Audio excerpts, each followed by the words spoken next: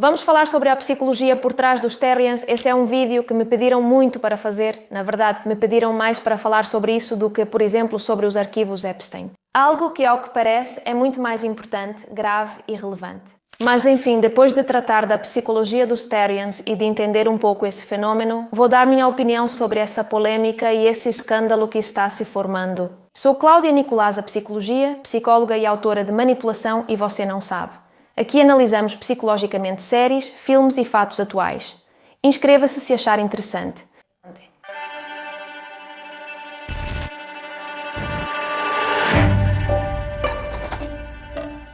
Nas últimas semanas, as redes sociais e os meios de comunicação foram inundados com imagens de pessoas, principalmente adolescentes, usando máscaras, rabos, pelagens de animais e agindo como tal. Quanto mais inusitada é a cena que é compartilhada, mais atenção, visualizações, comentários e indignação ela gera. Chegam até a abrir debates, rodas de conversa e até já houve polêmicas entre influenciadores que os defendem ou atacam. Entre aspas, saem manchetes chamativas, escândalos, amplificando o que se quer. Será que é isso, na verdade? Então, antes de explicar o que pode levar alguém psicologicamente a se autodenominar Terrien, vamos explicar brevemente o que é isso de ser Terrien. É uma etiqueta que algumas pessoas usam para descrever uma identificação com um animal. Há quem se identifique com um lobo, uma raposa, um gato, um urso, e o animal com o qual se identificam é o seu. E claro, a história, claro, os Terriens e claro, a história, e claro, a pessoa sente muito esse animal. Pode ser uma mudança mental, ou seja, mudanças no estado mental, impulsos, forma de pensar, de reagir, que são atribuídos a se identificar com esse animal. Pode ser, por exemplo, ter sonhos em que você é esse animal, e alguns até relatam a sensação de ter características dele. Suposto os Terriens, e pelos Terriens suposto os Terriens, a história dos Terriens, e claro, os Terriens suposto dos Terriens, é chamado de membro fantasma, ou seja, você sente um membro, algo que não está ali, mas claro, Claro, a história dos Terriens, e claro, a história, claro, a história das pessoas que acreditam que são animais e negam o fato de serem humanas. Porque senão então já estaríamos falando de um delírio, que deve haver mais de um que, claro, tem uma base patológica, não depositou nessa identidade o seu delírio. Mas não é que agora existam milhares de pessoas no mundo que acreditam que são animais e que exigem ser tratadas pela sociedade como animais. E vivem como eles sabem que são humanos, levam uma vida de humano, mas em seus momentos livres ou em seus momentos de socialização, não. Então adquirem essa identidade e aparência animal. E bom, como qualquer grupo ou tribo, tem seu vocabulário, classificações. Embora, é claro, nem todos vivam isso da mesma forma, nem se comportem igual. E bom, eles fazem encontros de terriens onde pulam, latem, brigam entre si como se fossem animais.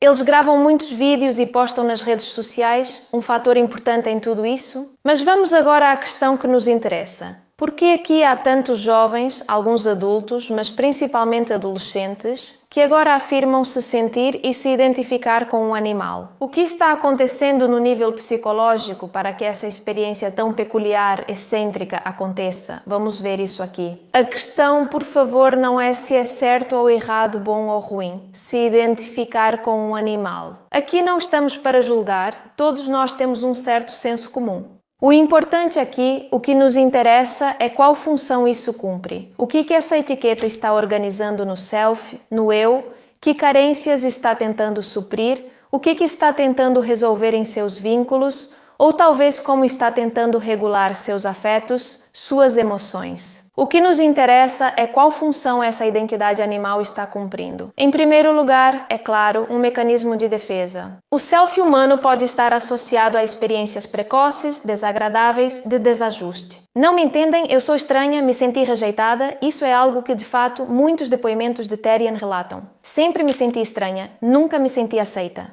E é que a experiência de ser humana está impregnada de aprendizados negativos, de medos, de traumas. Enquanto que o self-animal é algo novo, não está ferido, não está marcado. Todos nós gostamos dos animais. Eles são simples, são bons, nós os amamos por padrão. Um cachorro ou um gato é simpático, não é? Mas, claro, diante de um ser humano, aí sim aparecem esses preconceitos, essas defesas, esses medos, esses interesses, a rejeição. O fato é que a experiência humana é muito mais complexa do que a experiência animal, principalmente no nível relacional e especialmente em fases como a adolescência. Então, nesse sentido, pode ser valorizado ter um papel social mais simples, mais aceitável. E repare que a identidade que o animal está buscando é uma identidade mais básica, mais simples, mais fácil. Eles não estão se identificando com um super-homem ou com uma imagem de sucesso, com um ideal a ser alcançado, ou seja, com algo mais complexo, mais difícil. Como, por exemplo, talvez outros fizeram em seu momento com os emos, só para citar um exemplo. Não, elas estão se sentindo identificadas com a forma mais natural, mais simples, mais fácil e, em geral, mais livre de existir. Ser um animal. O que isso pode significar? Em um mundo cada vez mais acelerado, tecnológico, redes sociais, informação para cá, para lá, imediatismo, um monte de crises sociais, econômicas, se tornar adulto em um mundo tão complexo, bem, pode não ser um convite muito atraente. Então, se refugiar em uma existência mais animal pode funcionar, é isso, como um refúgio. Sempre que estou estressada, cheia de preocupações, de responsabilidades, eu olho para os meus gatos vivendo uma vida tranquila, prazerosa em casa e digo: que inveja de você brincando. Acho que dá para entender essa função defensiva que hoje em dia pode assumir o ser unteriano. Porque, além disso, um ser animal não é só mais simples, mas também pode oferecer certeza e coerência. Há um instinto animal, regras claras, sensação de pertencer a uma matilha e hierarquia, presentes em certos encontros. De certa forma, ser unteriana reduz a ambiguidade e a incerteza interpessoal que tanto caracterizam as relações humanas. Nossas relações são complicadas, há incerteza, há mal-entendidos, há subjetividade. Muitas vezes não sabemos como nos relacionar, achamos tudo um pouco complicado, esmagador, enquanto que as relações de um animal são muito mais simples e certas. Isso pode ser muito atraente para pessoas que sentem desconforto em contextos sociais,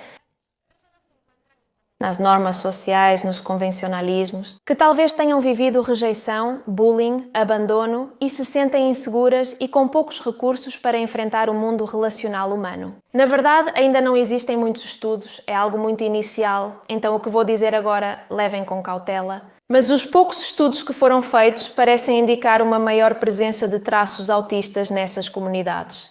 Nesse sentido, se vestir como um animal e agir como tal não é simplesmente um enfeite ou um entretenimento, é uma forma de se expressar. Este é o modo como posso existir com menos vergonha, menos confusão e menos exigência. Afinal de contas, a identidade terrian parece emergir diante de dois polos que acontecem ao mesmo tempo. Por um lado, esse sentimento de falta de reconhecimento, de como ser humano, sinto que não sou aceitável, não sou elegível, não sou correta, e por outro lado, esse excesso de exigência, de como ser humana. Esperam de mim algo que não posso ou não quero dar?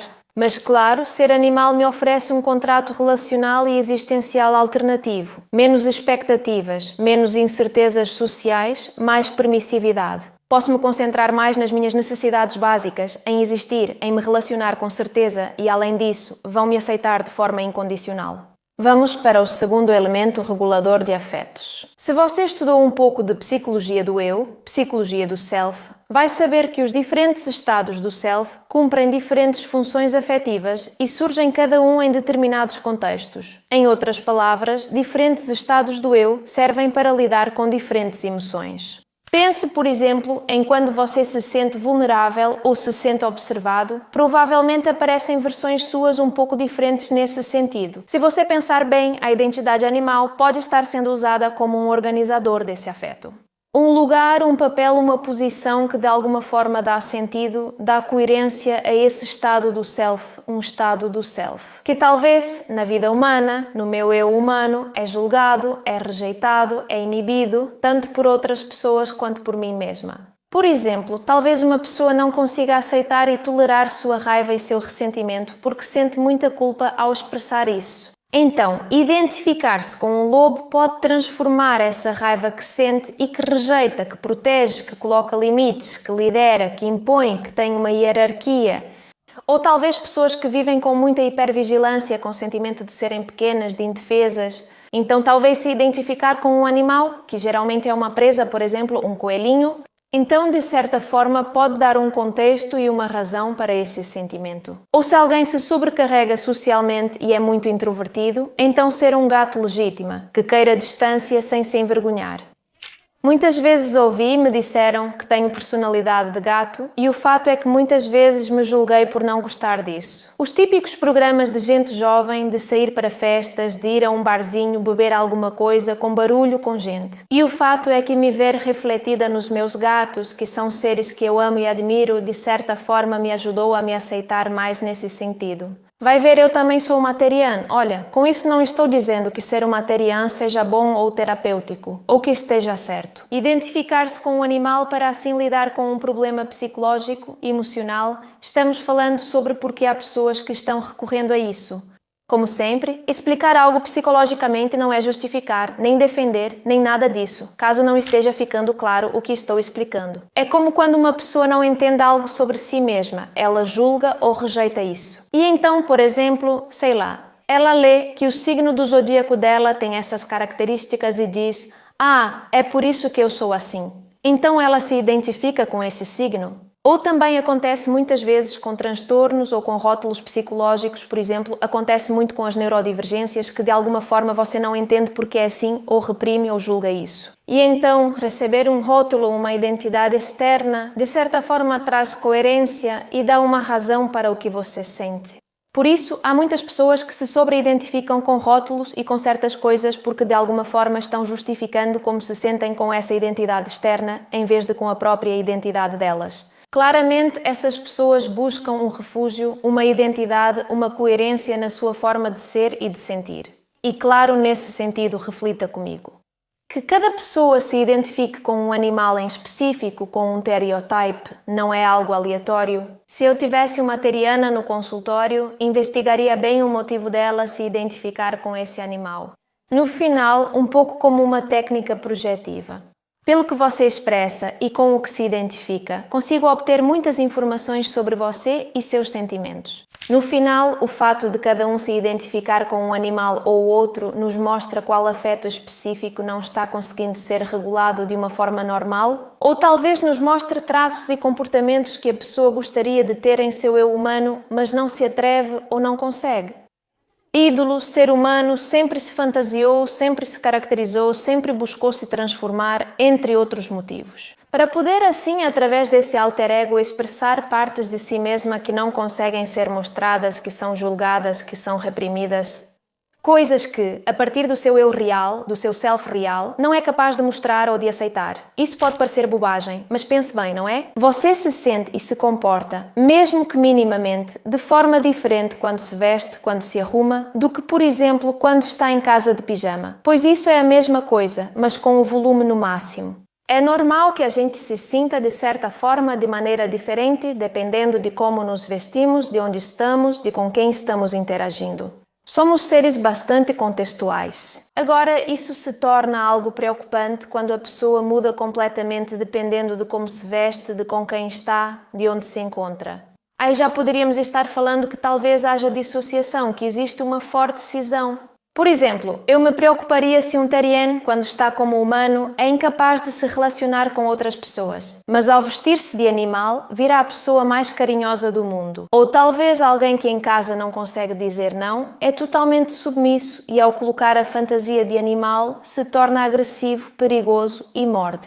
Como já foi relatado em alguns casos, isso para mim seria um sinal de alerta, junto, é claro, com sinais delirantes, como negar que é humano ou também comportamentos desadaptativos, de esperar que a sociedade te trate como um animal. Aí já não estamos falando de tribo ou de um recurso afetivo ou de algo identitário, estamos falando de algo patológico. Terceiro elemento, e talvez o mais evidente, a busca por pertencimento. O ser humano precisa sentir que pertence a algo, a um grupo, a uma tribo, a uma etiqueta, a uma ideologia, a uma forma de ver as coisas. Algumas pessoas precisam disso mais do que outras, aí entra em jogo a personalidade de cada um. Acima de tudo, isso depende dessa dimensão da personalidade, o psicoticismo, da qual falamos na análise da entrevista com Anna Delby. Na adolescência e início da juventude, o sentimento de pertencimento é ainda mais importante. E sejamos sinceras, quem nunca fez coisas estranhas na adolescência por essa necessidade de pertencer? Bom, na adolescência e às vezes até na vida adulta. Moscos, góticos, punks, metaleiros, skatistas, cosplayers, otakus, comunidades divergentes, coletivos LGBTQIA+, gimbros, clean girls, pilates, veganos, grupos espirituais, grupos de empreendedores, astrologia. Sei lá, a lista de grupos, rótulos, marcos ideológicos aos quais as pessoas às vezes se apegam em busca de uma identidade e de pertencimento é enorme. Só que, evidentemente, a gente julga aqueles que parecem mais escandalosos e incompreensíveis. Além disso, hoje as redes sociais nos oferecem rapidamente diversas identidades às quais podemos nos adaptar. Mais movimentos para pertencer e construir nosso modo de ser e pensar. O self, o eu, precisa ser aceito e reconhecido por um outro relevante e, claro, pense nisso também. Quanto mais excêntrica e peculiar é uma tribo, mais marginal talvez, e quando digo tribo me refiro a grupo social, minoria, ideologia, grupo identitário, etc. Quanto mais estranho, peculiar e marginal for, mais fácil é ser aceito de forma incondicional. Por exemplo, se você quiser entrar no típico grupo dos populares no colégio, é mais fácil que fechem a porta na sua cara. Mas se você vai para o grupo dos Therians por ter esse componente de estranheza, de serem excluídos socialmente, esse sentimento de vulnerabilidade compartilhada, então é mais fácil que te acolham, aceitem, façam sentir bem e que você queira ficar ali. É mais provável que esse grupo se sinta como estranhos, excluídos ou solitários. Então eles vão ficar super felizes de ter outros iguais e vão te tratar super bem, porque querem criar esse espaço onde finalmente vão ser compreendidos. Quarto elemento, o princípio da reatância. Vamos notar que de forma implícita nesse grupo há uma pequena desvalorização do ser humano. Os seres humanos são falsos, são traidores, são egoístas, enquanto os animais são vistos como bons, autênticos, confiáveis, com uma vida mais livre. O resultado é que o sentimento de endogrupo versus os outros é muito potencializado, o vínculo grupal, a matilha, se tornam muito fortes e isso podemos comprovar com vários casos de grupos identitários. Lembremos, por exemplo, tudo o que aconteceu na época de Ados, como os outros reagem diante do nós. Isso desempenha um papel muito importante no comportamento do grupo. Quanto mais apontados, excluídos, ridicularizados e julgados eles são, mais violados se sentem. Quanto mais desvalorizam os outros, mais vão idealizar a si mesmos e mais vão se apegar ao grupo. As teorias viralizaram nessas semanas e as reações foram basicamente de zombaria, de ridicularização, de insultos. Eu entendo que é algo escandaloso, que é incompreensível, que em muitos casos também pode haver elementos patológicos.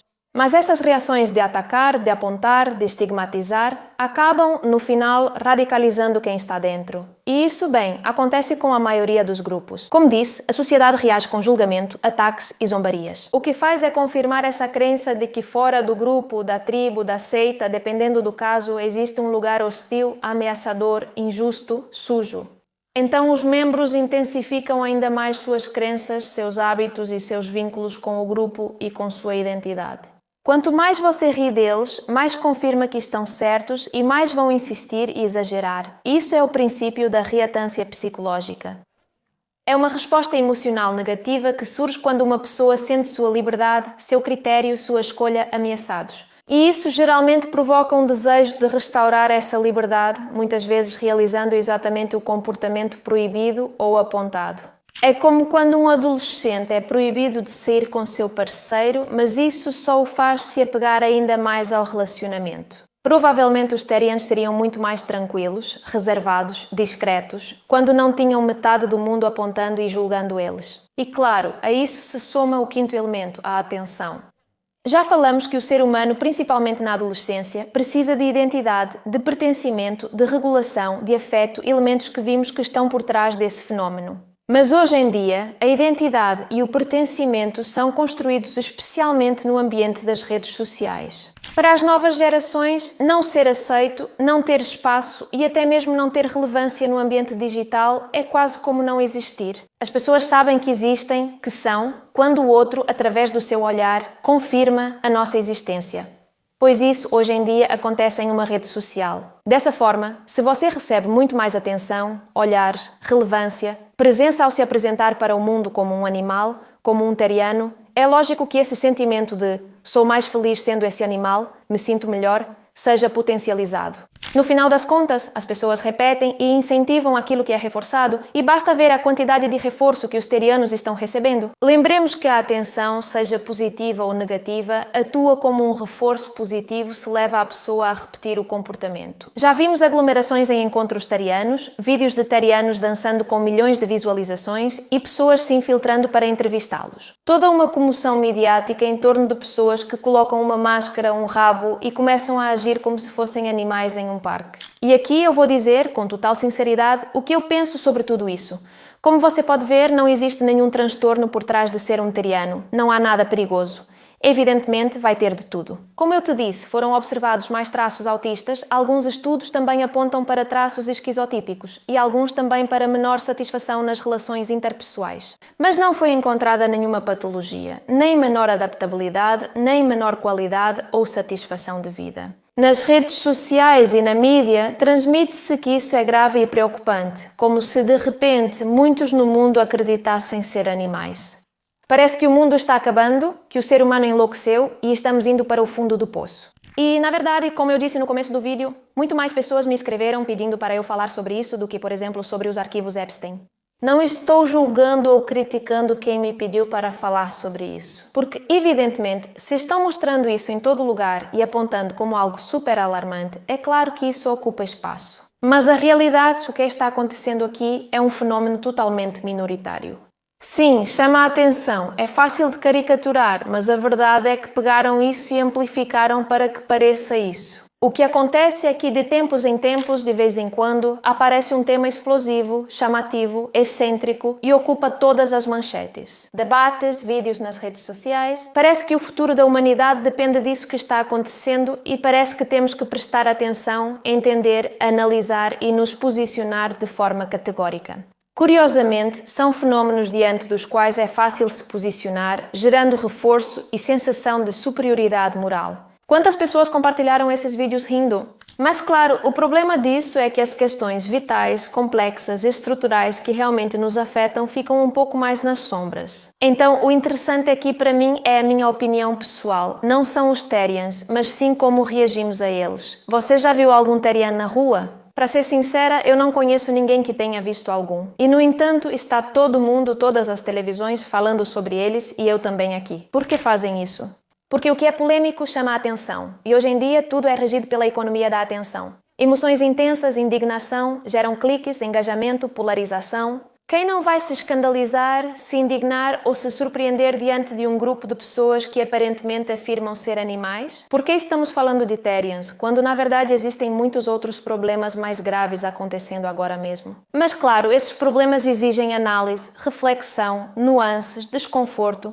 questionar muitas coisas. Ninguém quer questionar nada. Diante de um grupo de pessoas vestidas de animais, é mais fácil dar opinião sobre isso. Então aqui a pergunta que precisamos fazer é: o quê? Alguns temas ocupam todos os noticiários e todos os meios de comunicação e todos os vídeos nas redes sociais. O que se busca com isso? A quem isso beneficia? Então, bem, como sempre, meu objetivo com este vídeo é que a gente aprenda psicologia e por isso me dediquei a analisar o que pode levar alguém, psicologicamente, a ser um teriano. Mas, acima de tudo, meu objetivo é que você reflita sobre isso que acabei de compartilhar. O que não é nomeado, não existe, e quanto mais vezes os meios de comunicação nomeiam algo e da forma como nomeiam, isso inevitavelmente gera a sua percepção da realidade. Se quiser aprender mais sobre manipulação em redes sociais, política e mídia, no meu livro É Manipulação e Você Não Sabe, há um capítulo sobre manipulação social. Espero que tenha gostado do vídeo. Estou ansiosa para ler o que você acha nos comentários sobre tudo o que eu disse. Se você não concorda com a minha opinião e pensa diferente, vou adorar ler o seu comentário. E como sempre, nos vemos no próximo vídeo.